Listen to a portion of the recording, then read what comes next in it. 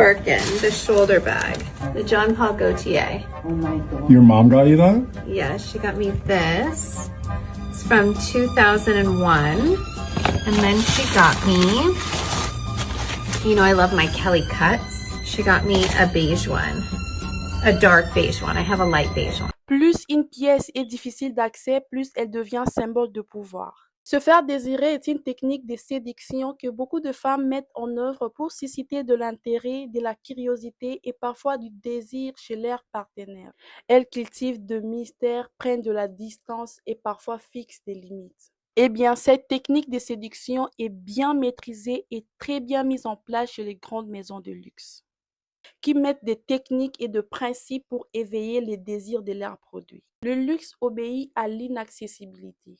La rareté et l'exclusivité fait partie de l'ADN du luxe.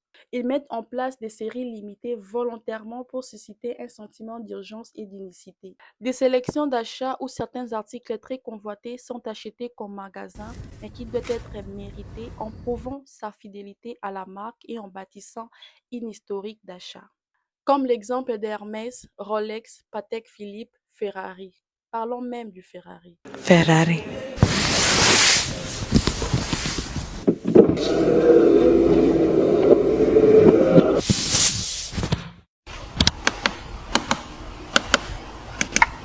Puro sangue. Puro sangue. Exquisite.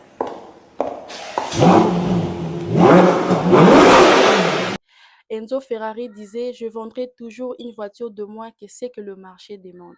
Ce qui veut dire la rareté et l'exclusivité passera avant tout. Pour éviter la banalisation, la popularité et l'accessibilité de leurs produits, ils mettent en place des principes et des techniques pour maintenir l'image d'exclusivité de leurs produits. Mais le jeu de séduction du fuis-moi je te suis ne s'arrête pas là. Aussi, ils augmentent le prix, bien que le prix ne fait pas du luxe, mais ça y contribue. La hausse de prix permet à ce que tout le monde ne puisse pas y avoir accès. Plus le prix est élevé, plus les produits est désirable. L'autre aspect à tenir compte est la philosophie du temps long.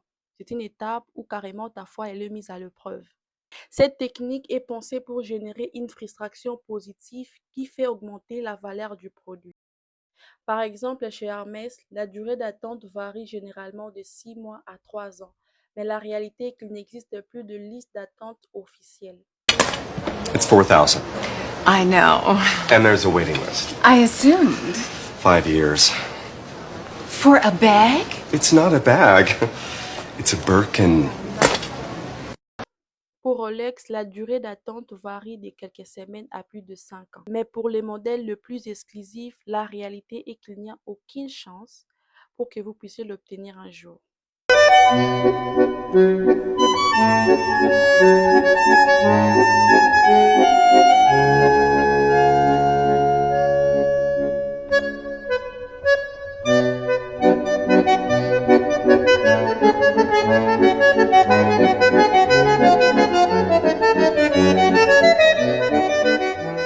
Chez Patek Philippe, la durée moyenne pour obtenir une montre neuve chez un détaillant varie de 6 mois à 10 ans.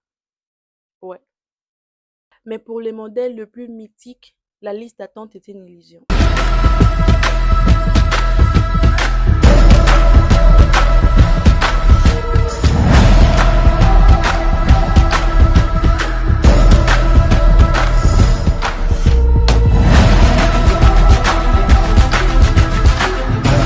Du côté automobile, la marque Ferrari pousse les bouchons un peu plus loin.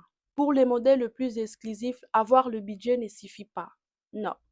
Il faut généralement avoir plusieurs véhicules de la marque Ferrari dans son garage, faire partie des cercles très fermés des clients ferraristes et parfois être sélectionné ou invité directement par l'usine Maranello pour signer le bon commande. En gros, des grandes maisons de luxe ne vendent pas de simples objets. Ils vendent un rêve, un statut et une histoire. Posséder une Ferrari, un Rolex, un sac Hermès doit rester un privilège.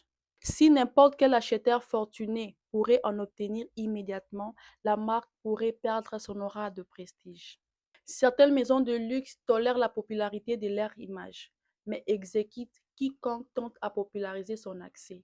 Pour rester un mythe, ils doivent rester inaccessibles. Comme je l'ai dit souvent, le luxe, ce n'est pas ce que les gens voient, c'est ce que seuls les connaisseurs remarquent.